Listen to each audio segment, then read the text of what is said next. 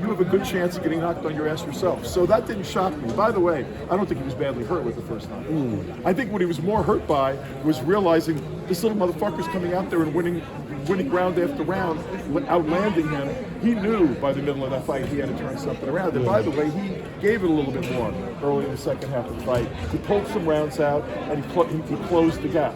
And then as soon as George saw that gap closing and got nailed himself, you saw what happened the last couple of rounds. Again, like a champion, turned it around and turned the fight right back in his direction. It was a brilliant performance.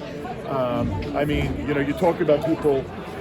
The world thought the kid was crazy. Like, admit it, come on, man. The kid was talking all this smack the last few weeks. Everyone thought he was nuts, right? But the kid was envisioning what he was going to do, and he did everything he said he was going to do. That's what you want out of a great fighter, a guy that lives up to his words. And that kid laid out like the gauntlet, man. He threw out words of confidence and words of aggression toward Teo, and he was, you know, maybe I don't think that he got into Teo's head, but his own head was perfect. Kambosos' own head was perfect for this fight. He walked into that fight saying, "I'm going to win. This is my night," and he did it. He was very calm and very collective. You know, he was it was a great. Do you think the multiple delays You guys gotta go to section 203 for the press conference. I don't think the multiple delays, helped really. I don't think so. I think if anything, it shows the mental strength, to go out and have the fight of your life after all those delays, after that time off, locked up in Australia where he couldn't bring in outside sparring, couldn't bring American sparring, couldn't get to his camp in Florida, for a while to go train. Did almost his entire camp in Australia. It shows the mental strength and the abilities of this kid. So how did he work through that? Dude, I mean, he was in, look, first of all, the motor on him. Like the physical shape he was in was extraordinary. Mm-hmm. His motor was incredible tonight. They all look tired. He outmotored Teofimo a lot of the rounds. Mm-hmm. And Teofimo didn't have answers for things. Teofimo was getting hit with combinations he never got hit with before. Facts. And by the way, you watched the fight. Teofimo was in shape. Yes, he was. You got to be in shape to eat those kind of punches and to make it that kind of fight. Mm-hmm. Teofimo's a great fighter. I love that kid, man. He'll be back. Considering the kind of fight that it was, do you kind of feel like maybe it actually was a $6 million fight at the end of the day? I mean, I always knew this was a good fight. I mean,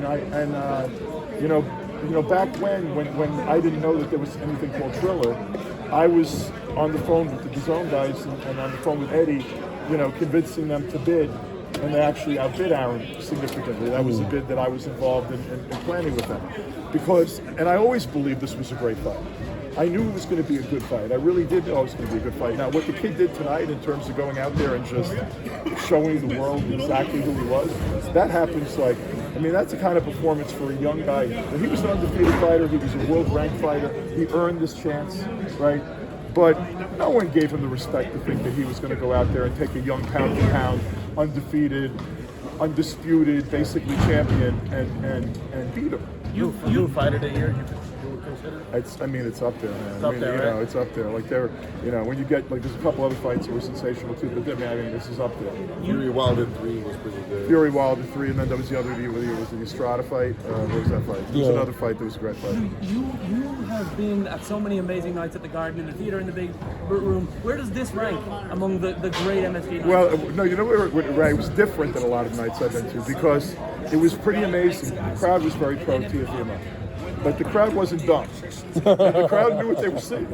And then watching a crowd actually start, watching the emotions of the sold-out room changing, and people started, and you could see and feel people thinking, oh my God, man, an upset may be coming here.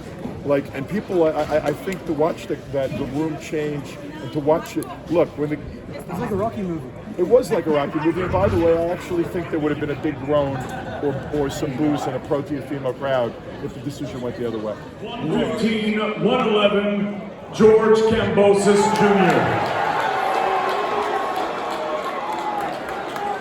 Don Trella, 114, 113, Teofimo Lopez.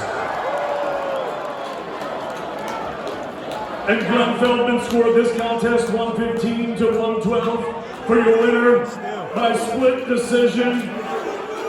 He's still undefeated and